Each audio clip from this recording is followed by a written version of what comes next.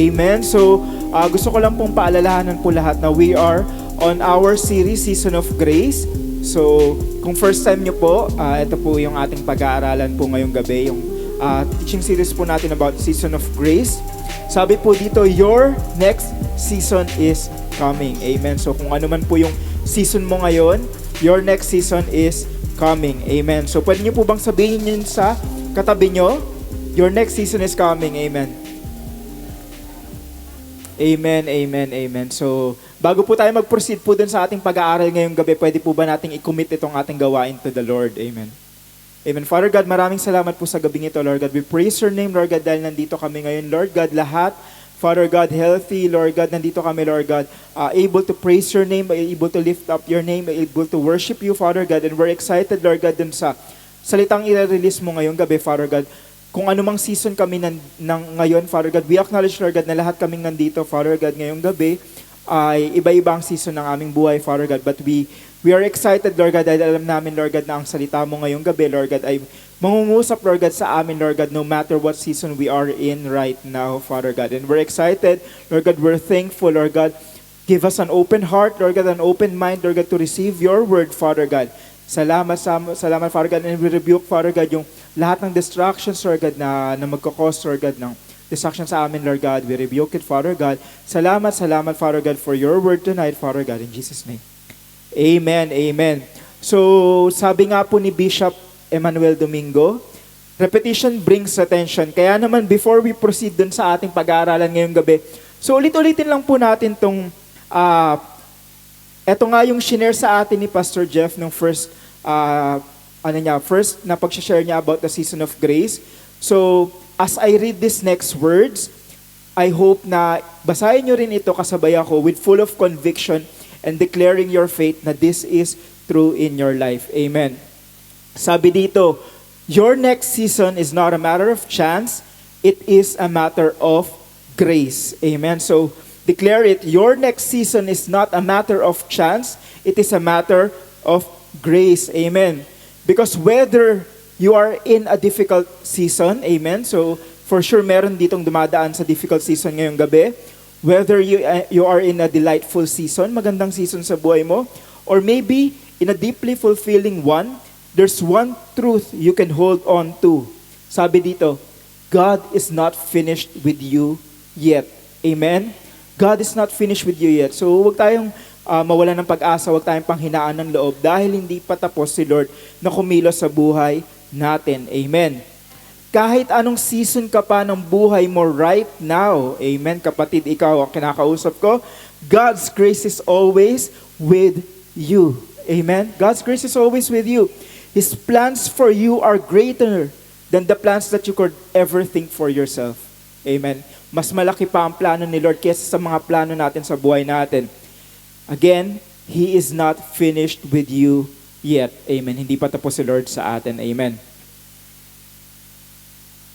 Ito naman, for sure, meron din dito sa atin nito, pero we're claiming na sana wala. If you're in a bad and tough season right now, may magandang balita si Lord sa atin dahil a good season is coming. Amen. So, hindi maiiwasan yung mga bad season na yan. But if you're in a bad season right now, a good season is coming. Ito yung pangako ni Lord sa atin. If ikaw naman ay nasa good season na, if you're in a good season already, don't settle. Huwag tayong mag-settle dun sa good season na yun because a better one is on the horizon. Amen? A better season is coming. And if you think, kung iniisip mo naman kapatid, na you are already in your better season, kung nandun ka na sa better season, better pa dun sa magandang season na iniisip mo, you have a good health, maybe you have a great job, you're financially stable, or you have a good relationship with your family or people around you, ang sabi ni Lord, the best is still ahead. Amen? Meron pang darating na mas maganda. Amen? So pwede po ba natin palakpakan si Lord? Amen? Thank you kay Lord dun sa mga promises na binibigay niya. Amen? Why? So bakit? Because God's grace always moves us forward. Amen? Yun po yung tatandaan natin. God's grace always moves us forward. Amen? Hindi tayo hihinto sa grasya ni Lord dahil kahit na maganda yung posisyon natin ngayon, maganda yung kalagayan natin ngayon, there is always something better from the grace of God. Amen. So mag-recap lang po tayo ng mga naturo po since January. Hindi, joke lang. Huwag natin i-recap yung mga naturo since January. So again, nire-remind ko po tayong lahat ngayong gabi na we are in a teaching series, Season of Grace. So recap lang po natin yung mga naturo na pong topic. So last November 1, so naturo po sa atin ni Pastor Jeff yung story ni Noah. Last week, Pastor Geraldine shared to us the story of Moses. So tonight, we will talk about Joshua's story. And on the coming weeks, Rahab's and Gideon. So ito po ay preview lang para maging excited tayo sa mga coming weeks. At wag po tayong umabsent. Hopefully, meron tayong free time to listen to God's Word live. Amen. So again, in the last 2 weeks and in the coming weeks, we have talked about and we will talk about people from the Bible, particularly yung mga tao na to na nagkaroon ng paglipat from one season to another season. So yun yung main na pag-uusapan natin from the story of these people through the grace of God. Amen. So we have talked about yun nga, Noah and Moses. So kung na-miss nyo yung story ni Noah at ni Moses, you can head on sa ating Facebook page or sa ating YouTube channel. So pwede nyo pong panoorin, or kung gusto nyo lang ulit panoorin at pakinggan yung mga naturo na before, so pwede nyo pong puntahan po ang ating Facebook page and ang ating YouTube channel. Amen. So, ayan.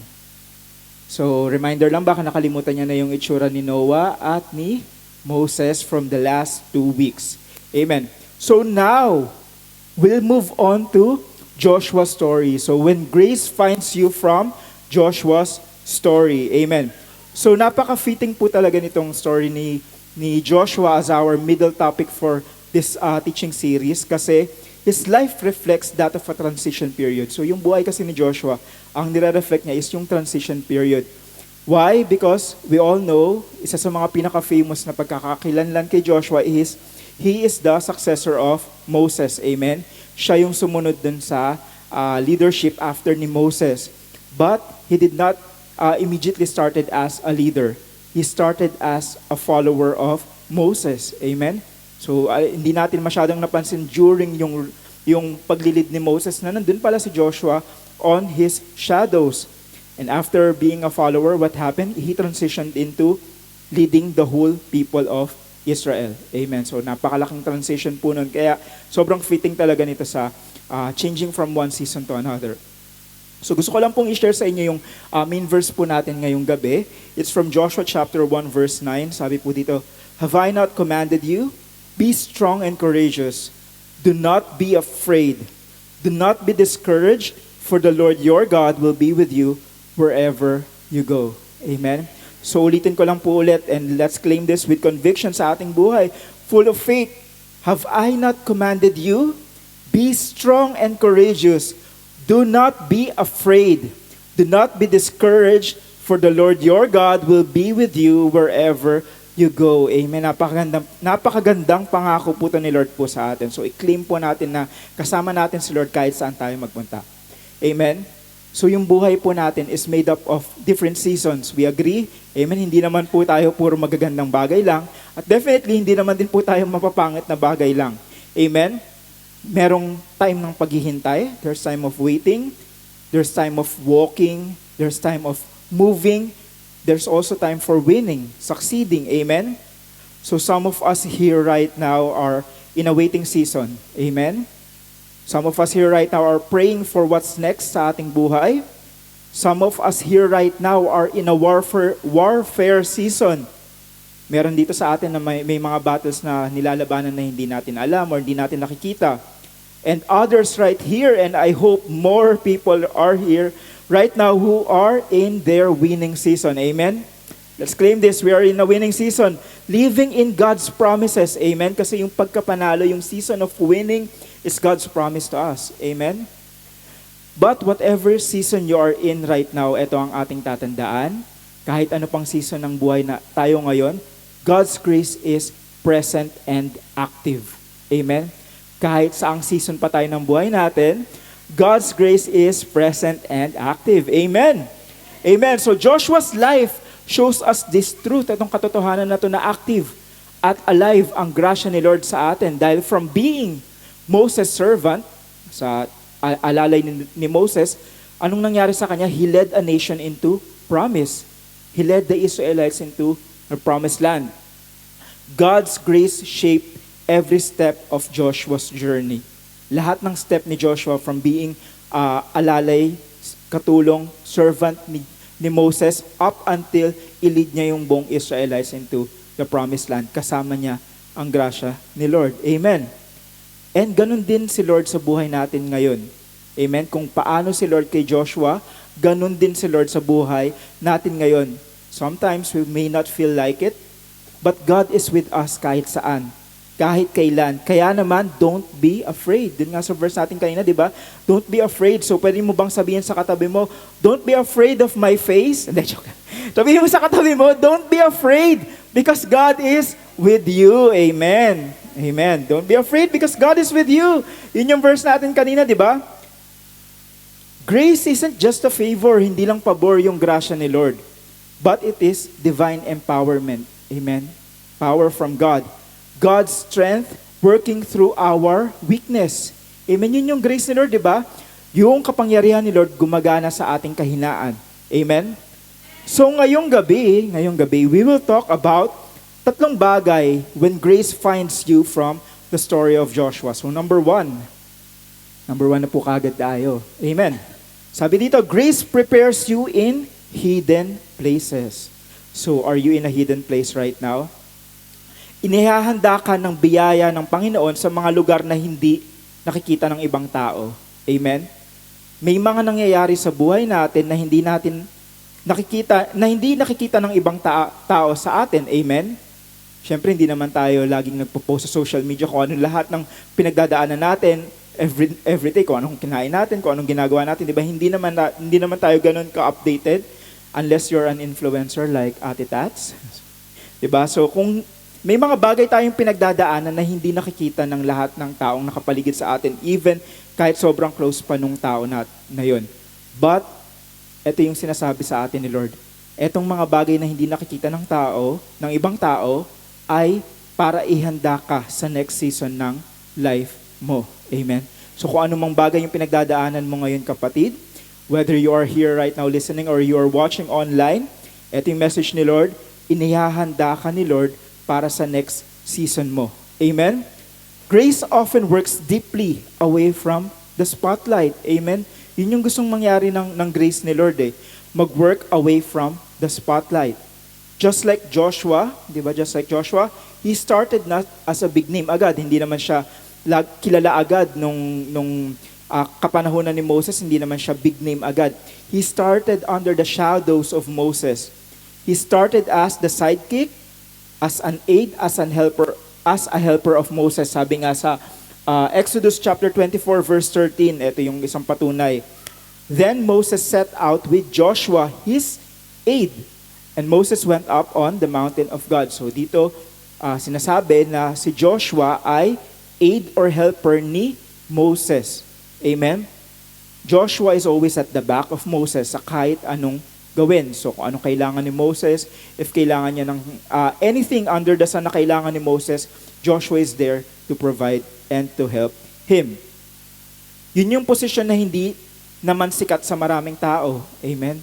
So pagka-helper tayo, pag nandun tayo sa likod ng isang tao, madalas hindi yun nakikita ng mga taong nasa paligid natin. Usually, it is not seen by many. It is a hidden position, but it is a position that prepares Joshua for his next season. Amen? So yung mga hidden season, yung mga season na hindi nakikita ng ibang tao sa paligid natin, this is a season of preparation for the next to come. Amen? Before Joshua became the leader of Israel, amen, we agree, it is in the Bible, Joshua became the leader of Israel after Moses. But before that, he was serving Moses faithfully for decades. He was helping Moses. And we all know that Joshua was a homegrown leader. Kasi bata pa lang siya, katulong na siya ni Moses. Amen? He was always with Moses, always ready to help him in any way he can. Amen? Joshua wasn't famous yet, but he was faithful in his hidden season. Amen? Ito po, sabi po sa Deuteronomy chapter 34 verse 9, Now Joshua, son of Nun, was filled with the spirit of wisdom because Moses had laid his hands on him. So the Israelites listened to him and did what the Lord had commanded Moses. Amen? All his life, diba? Yung buong buhay ni Joshua, he did not just stay as a helper. Hindi siya naging katuwang lang ni Moses. It progressed. Amen? When Moses laid his hands on Joshua, the spirit of wisdom was now with Joshua as well. At dahil dito, even yung mga Israelites ay unti-unti nang nakinig sa kanya. Amen?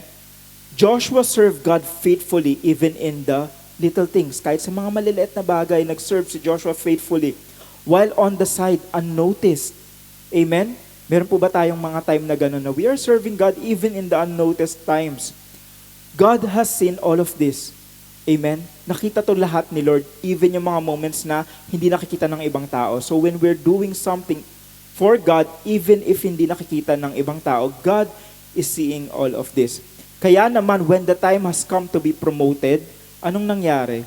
People listened to him because he was not only lifted up by God, but he prepared himself as well. Amen? Hindi lang siya nilift up ni God but pinrepare niya rin yung sarili niya para sa moment ng pag-lift up sa kanya ni Lord. Amen? So yun din yung gawin natin sa ating waiting season. Let's not just wait for God to lift us up, but let us prepare ourselves for the position to receive that next season na ibibigay sa atin ni Lord. Amen? Yun yung gawin natin. Let us prepare ourselves, not just wait calmly, not just wait like walang gagawin, but let us prepare ourselves for the next season na darating sa buhay natin. Amen? Kaya naman, let this be an encouragement sa atin to serve faithfully kay Lord. Kahit hindi tayo nakakahawak ng microphone dito sa harapan, even if yung role na binigay sa atin ay hindi napipicturean ng media team, amen? Hindi napipicturean ng media team yung pagbubuhat ng mga speakers, di ba?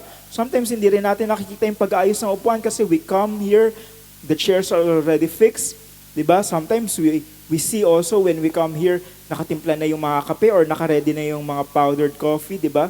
Let us serve God even in the hidden moments because these moments are our preparation for the next season to come. Amen? Sabi dito, Luke chapter 16 verse 10, Whoever can be trusted with very little can also be trusted with much. Amen? Ulitin ko po, whoever can be trusted with very little can also be trusted with much. Amen? So, kung tingin mo, you can be trusted with small things, small tasks, yung mga maliliit na bagay, small treasures, mga kayamanan na kahit gaano kaliit, this is your hidden place where God can only see. Ito yung mga bagay na si Lord lang makakakita kasi mga maliliit na bagay. But God will surely trust you with bigger things if nakikita niya na kaya kanyang itrust sa mga maliliit na bagay. Amen? Amen. Sabi dito, your hidden season is where God's grace prepares you. Amen? Your hidden season is where God's grace prepares you. Yung mga bagay na hindi nakikita ng ibang tao, ito yung ginagamit ni Lord para i-prepare ka sa next season na darating sa buhay mo. Yung mga panahon na you serve faithfully, you worship mightily, you prayed earnestly kahit walang nakakakita, walang nakakapag-picture, hindi nahagip sa video, hindi nahagip sa My Day ng katabi mo. This is where God is preparing you for your next season. Amen? So kahit hindi makita yung mukha mo dun sa story ng katabi mo, walang problema. If your heart is full in serving God, si Lord na ang maghahanda ng puso mo. Amen. Remember this. So, tandaan po natin to. Your hidden preparation is your gateway to the next season. Amen? Siyempre, hindi tayo darating sa next season ng hindi handa. Hindi tayo dadalhin ni Lord sa next season kung tingin niya, hindi pa handa ang sarili natin. Amen? Amen. Kaya naman kung excited ka na at kung gusto mo nang pumunta dun sa next season ng life mo, so anong gagawin natin? We have to prepare ourselves. Because if we will not prepare ourselves, mas tatagal pa yung pagdating ng next season. Amen? Kaya naman syempre, kung gusto na nating dumating yung next season na yun ni Lord, at alam ko naman na it will come in His perfect time, but while waiting for His perfect time, we have to prepare ourselves. Amen? Walang sayang na panahon. Amen? Kahit na tingin mo, yung season mo ngayon is puro problema, puro pabagsak, walang sayang na panahon. Lahat ng ito ay paghahanda kung ano ang paparating. Amen? So kahit ano yung pinagdadaanan mo ngayon, kung tingin mo bakit ikaw lang nakaka-experience nito, bakit tingin mo wala namang nakaka-relate sa'yo, don't worry dahil walang nasasayang na panahon dahil lahat ng na-experience natin ay paghahanda para sa kung ano yung paparating. May purpose ang lahat ng nangyayari sa buhay natin right now. Amen? God will not allow all these things to happen if not to prepare us for the next season that is coming. Amen? God will not allow these things to happen if not to prepare us for the season that is coming. Amen? In today's world, sa panahon ngayon, sa digital world, people want instant visibility, di ba? Sa social media, we want more followers, we want more recognitions, we want more promotion. But the grace of God works differently. It forms you before it shows you. Pinaporma tayo ni Lord bago tayo ipakita ni Lord. Just like an artist shaping his clay. Yung pag-shape niya dun sa kanyang mud, di ba? Yung potter, in silence before displaying it, God as our potter shapes us secretly, in a secret place, before showing us to the world. Amen? Amen. So, ayan. Proceed na po tayo sa second point. Amen. So, second point na po agad tayo. Grace positions you for the next season. Amen. So, hindi lang tayo nahanda ni Lord, pinuposition pa niya tayo for the next season. Inilalagay ka ng grace of God sa susunod na kapanahonan ng iyong buhay. When Moses died, God did not just leave Israel without a leader. Hindi niya hinayaan na walang leader ang Israel. He had already positioned Joshua to step into his new assignment. Amen? Amen. So sabi nga sa Joshua chapter 1 verses 1 to 2, after the death of Moses, the servant of the Lord said to Joshua, son of Nun, Moses' aide, Moses my servant is dead. Now then, you and all these people, get ready to cross the Jordan River into the land I am about to give to them, to the Israelites. Amen. Actually, hindi naman po pinangarap ni Joshua na pumalit kay Moses. Pero dahil may plano ang Panginoon sa buhay ni Joshua, kaya ito nangyari. Amen. Sometimes what we plan for ourselves is different from what God's plan is for us. Amen. Yun yung katotohanan. Even if we plan for ourselves, kung naplano na natin yung 5 years, 10 years ng buhay natin, but if God has a different plan for us, truly God's plan will prevail in our lives. Imagine, sumunod siya kay Moses, sinundan niya yung pagiging leadership ni Moses nung 83 years old na siya. Amen. Ganun na siya katanda nung naging leader siya nung Israelites. Amen. So, wag nating i-discourage or i-discount yung sarili natin kung tingin natin we're too old for something na gustong mangyari ni Lord sa buhay natin. Amen. We are never too old kasi kung si Joshua nga naging leader at 83, so how much more pa tayo na mga mukhang 30 lang. May mga mukhang 30 lang ba dyan? Di ba? Amen? Ayan. Di ba? So, don't discount yourself kung tingin mo, lagpas na yung age mo dun sa age na sinasabi ng mundo para sa isang position or isang bagay na gusto mong mangyari sa buhay mo. God will not discredit you for that if that is God's plan for you. Amen. Joshua didn't chase leadership, but grace positioned him for it. Amen. May mga bagay na hindi natin hinahabol, but if the grace of God positioned us for it, surely it will come to pass. Amen. Never ever promote yourself. Huwag nating ipilit yung sarili natin doon sa mga bagay kung hindi naman yun yung para sa atin. May mga nasasaktan, di ba? Medyo mahirap kasi di ba, sometimes you want things for yourself to happen, kaya naman anong ginagawa natin? We are pushing ourselves to get those things. Pero ang sabi ni Lord, hintayin mo yung promotion niya because if it is for you, He will surely do it for you. Amen? After the preparation season, the next season is coming. But if you are still in the preparation season, you need to be patient. Amen? Sometimes may mga prayers tayo, for sure may mga prayers tayo na gustong mangyari sa buhay natin. Sometimes you are too impatient for it, kaya gumagawa tayo ng napakaraming way to receive those things.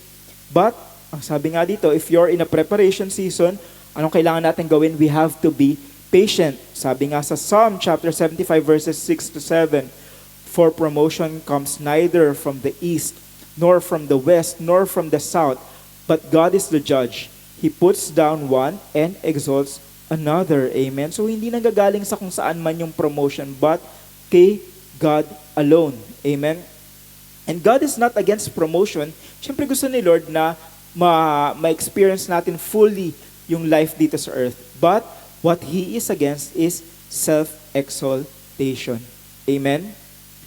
Yung pag-aangat ng sarili. Sorry, hindi po yan Psalm 75. So actually, this is Numbers 16. So Numbers 16. So si Korah, si Dathan, and si Abiram were leaders in their own right, yet they could not wait for God's promotion. Amen? Itong tatlong tao na to, hindi nila mahintay yung promotion ni God sa kanila. So anong ginawa nila? They rebelled against Moses and they want to promote themselves. So konting background lang po, si Korah actually is cousin of Moses. So blood relative of Moses. Si Dathan naman and si Abiram are Reubenites. So Reubenites came from Reuben. So si Reuben ay first son of Jacob. Amen? So kung titignan po natin, galing po yung dalawa, si Dathan and si Abiram, sa family, sa lineage ni Jacob as coming from the first son of Jacob, si Reuben. And Korah is directly related to Moses. So kung titignan po natin, diba, they may feel entitled na, okay, sige, pwede kaming maging feel entitled kasi related kami dun sa mga taong matataas ang posisyon. So kung sa modern world nga natin ngayon, pwede silang matawag na mga nepo babies kasi na ano sila, na anong tawag doon, makukuha nila yung posisyon nila dahil sa family name nila. Amen? They could have said that they had the birthright to lead kasi galing sila dun sa mga leaders. Pwede nilang sabihin na, hindi, mas magaling kami, mas matalino kami. But you don't have to position yourself because God will do that for you. Amen? Hindi mo kailangan gumamit ng connections, hindi mo kailangan gamitin yung surname mo, hindi mo kailangan gamitin yung family name mo, hindi mo kailangan gamitin yung mga, anong tawag dito, yung victories ng mga ano mo, ng mga ninuno mo just for you to promote yourself because God will do that for you. Amen? After your preparation season. Kaya naman sabihin mo sa katabi mo, huwag kang mainip. Amen? So sabihin mo sa katabi mo, huwag kang mainip. So if you're still in a waiting season, huwag tayong mainip. Amen? So yan yung naging problem ni Korah, ni Dathan at ni Abiram. What happened? So anong nangyari sa kanila? Dahil sa napaka-impatient nila, nilamon sila ng lupa. So nag-open yung land at kinain sila, including the 250 people na kasama nila. Amen? So this is God's word. Itataas ka ng Panginoon sa tamang panahon. Amen? In God's perfect time, si Lord mismo ang magtataas sa'yo. Kahit gaano pa katingin mo kalugmok yung situation mo, si Lord mismo ang magtataas sa'yo. Amen? And there is a warning from Proverbs chapter 16 verse 18. Sabi dito, pride comes before disaster and arrogance before a fall. So kung tingin mo, you're too prideful, kung tingin mo you're too arrogant, anong kasunod nito? Disaster and fall. If you become too prideful, masyado kang bilib sa sarili mo na tingin mo, mas magaling ka sa lahat ng tao sa paligid mo. So may mga kakilala po ba tayong mga ganito? Yung tingin nila, sobrang galing nila na mas magaling sila sa mga taong nakapaligid sa kanila na di dapat ako yung nagsasalita dyan kasi mas magaling ako magsalita eh. Or di dapat ako yung kumakanta kasi mas magaling ako kumanta, mas tama yung tono ko. Diba? Or dapat ako yung nag-aayos ng upuan kasi mas diretso yung pag-aayos ko ng upuan eh, diba? By all means, you are welcome to any ministry if you think that you have the ability. But God's reminder is, do not be too prideful. Amen? So kahit gaano pa tayo kagaling, let's not be too prideful kasi lahat naman ng talents na meron tayo, it all comes from God alone. Amen? It's not from us. Kahit gaano pa tayo mag-practice, kahit gaano pa natin araw-arawin yung pagpapractice natin ng mga magagandang bagay, it all comes from God, yung talent na meron tayo. So kung we are too prideful, we're too arrogant, anong kasunod nun? Di ba sabi sa Proverbs, it comes with disaster and fall, pagbagsak. Amen? So let's watch our hearts kung nagiging too prideful na tayo. Amen. Kaya naman ang paalala ng Word of God from 1 Peter, this is a reminder of God from 1 Peter chapter 5 verse 6, humble yourselves therefore under God's mighty hand that He may lift you up in due time. Amen. So pag hinumble natin yung sarili natin, si Lord na mismo yung magtataas sa atin in His perfect time. Amen. Kabaliktaran ng pride associated with downfall, humbleness comes with exaltation from God Himself. Amen. So pag naging humble tayo, hindi magtataas sa atin ay yung si Pastor Jeff, hindi magtataas sa atin yung parents natin, hindi magtataas sa atin yung boss natin, but si Lord mismo. Amen.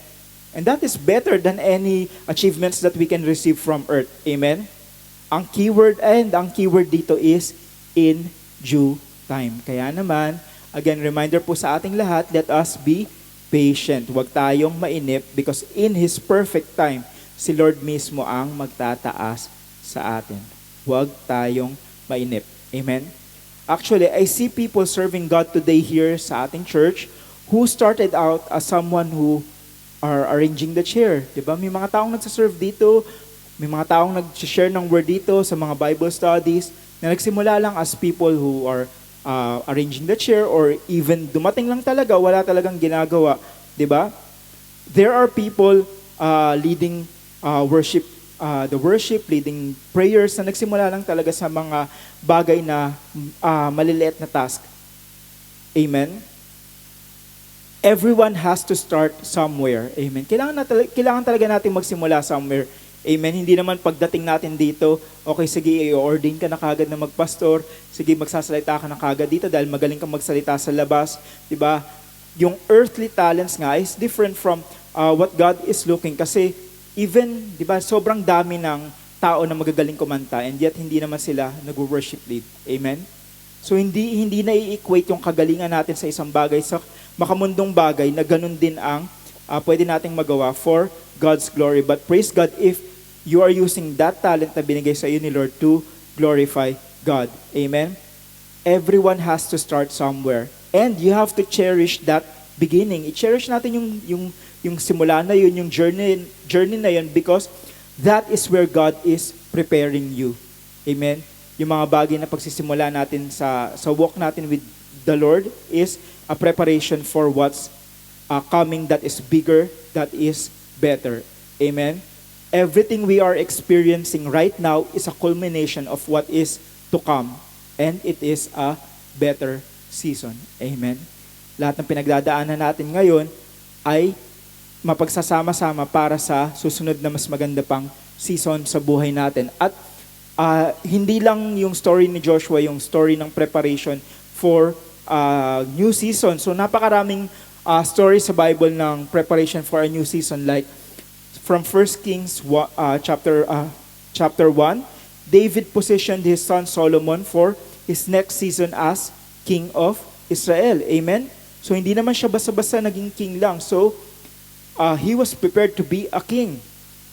2 Kings chapter 2, Elijah positioned Elisha for his next season as a prophet of Israel. Amen? Preparation for the next season. 2 Timothy chapter 2, Paul positioned Timothy for his next season as the pastor of Ephesus. So lahat ng mga tao na yun, they were prepared for the next season of their lives. Amen? Kaya naman what we are doing right now, we have to prepare for what's coming. Amen? Amen. All these things did not happen overnight. Amen. Lahat ng mga bagay na nabanggit natin, yung mga tao na yun, hindi lang yun, okay, sige, sinasabi ko ngayon, bukas, makukuha mo na yung position na yun. It did not happen overnight. Kaya naman, meron tayong mga hidden season. May hidden time kung saan inihahanda tayo ni Lord because we will be entering a new season. Amen? Amen. And the ultimate preparation Hindi ko pala nalagay dito yung ultimate preparation. Amen. Ultimate preparation for the next season is from Matthew chapter 28. The Lord Jesus positioned His disciples to the next season of reaching the world. Amen. Yun yung ultimate na pagpe-prepare. Yung inihanda ni Lord Jesus mismo, yung kanyang mga disciples para ipalaganap sa buong mundo yung kanyang message of grace. Sabi nga, di ba sa Matthew 28, go and make disciples of all nations, baptizing them in the name of the Father, the Son, and the Holy Spirit. Amen? Amen. So, third point na po tayo. Amen. Grace empowers you to fulfill your destiny. Amen. Lahat po tayo may destiny from God at yung grasya po ni Lord ang mag-empower sa atin para ma-fulfill natin yung destiny na yon. Amen. Every one of us has a destiny. Kaya naman God prepared us in the hidden season. He positioned us and He will empower us to ultimately fulfill His destiny for us by His grace. Amen. Makakamit lang natin ang destiny ni Lord para sa atin dahil sa grasya ng Panginoon. Amen. Amen. Joshua chapter 1 verses 5 to 6 sabi dito, no one will be able to stand against you all the days of your life. As I was with Moses, so I will be with you. I will never leave you nor forsake you. Be strong and courageous because you will lead these people to inherit the land I swore to their ancestors to give them. Amen. God assured Joshua that what he had planned will be fulfilled. Dahil kapag sinamahan ka ni Lord, surely magtatagumpay ka. Amen. If God is with you, sure, the victory is with you as well. Ito yung pangako ni Lord. Amen. Sasamahan ka niya, and if He is with you, victory is yours as well. Amen.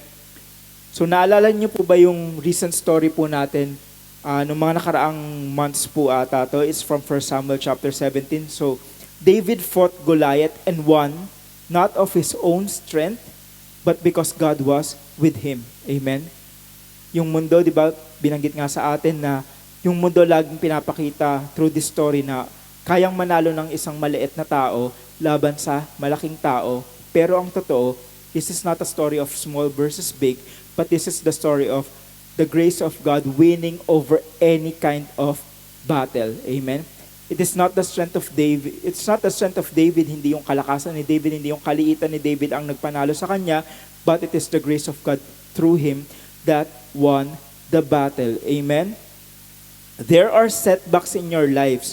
Merong mga bagay na nakakapagpahinto sa atin, nakakapagpabagal sa atin. Yung tingin mo, you're almost at your goal. Di ba? Minsan naisip natin, ayan na, yung goal malapit na sa buhay natin. But then, biglang may mga challenges. Then may mga failures kung kailan malapit mo nang ma-reach yung mga goals mo. But these setbacks can be used by God to set you up for a greater purpose than what you could ever think of. Amen? So kung tingin natin malapit na tayo dun sa goal natin at biglang hindi natin na-achieve yung goal natin, look at it at God's perspective that He is using that setback to set you up for something bigger than what you could ever think of. Amen? Mas malaking bagay pa dun sa kaya nating isipin. Amen? The whole Bible is filled of stories of people who overcome and won victoriously, not because magaling sila or matalino sila or maimpluwensyang tao sila, but because the grace of God is with them. Amen?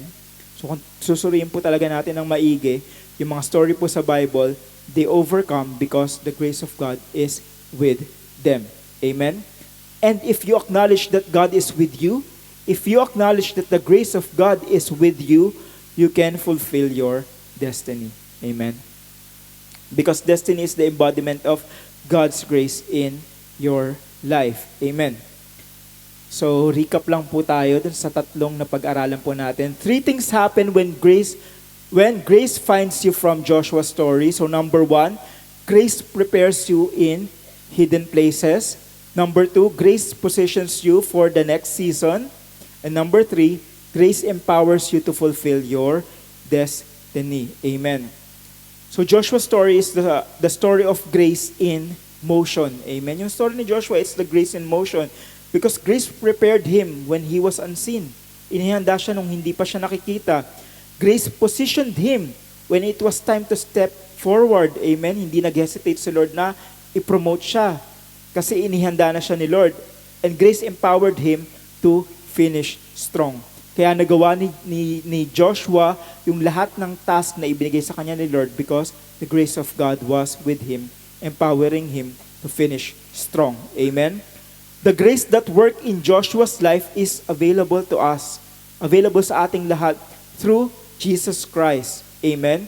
Leading us not into a promised land, but into a promised life of grace. Amen? So available sa atin yung grasya ni Lord through the finished work of Jesus Christ on the cross for His promise of a better life. Amen.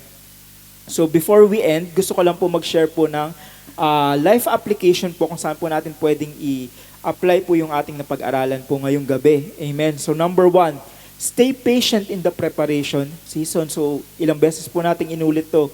Stay patient. Amen. In the preparation season. So sometimes nakakainip yung preparation season kasi gusto natin, dahil nga lahat ng bagay ngayon ay instant na, diba? Pwede ka na magpa-deliver ng mga big items in less than 8 minutes. Diba? Sobrang dali nang makamit yung mga bagay easily. Kaya naman we lost yung madalas karamihan sa atin, nawala na yung yung sense of patience. Amen? So what feels like delay is the Spirit refining our character. So kung iniisip natin yung mga kabagalan, is sometimes this is the Spirit refining our character. It's deepening our dependence on God. Amen?